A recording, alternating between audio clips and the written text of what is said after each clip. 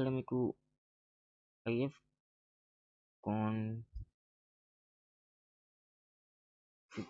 Config అని ఇస్తే మీ IP address అనేది షో చేస్తుంది ఇక్కడ. సో ఇది రౌటర్ ఇది కదా. సో నేనైతే నా IP అడ్రస్ని స్కాన్ చేస్తున్నాను. You can see clear sudo mac1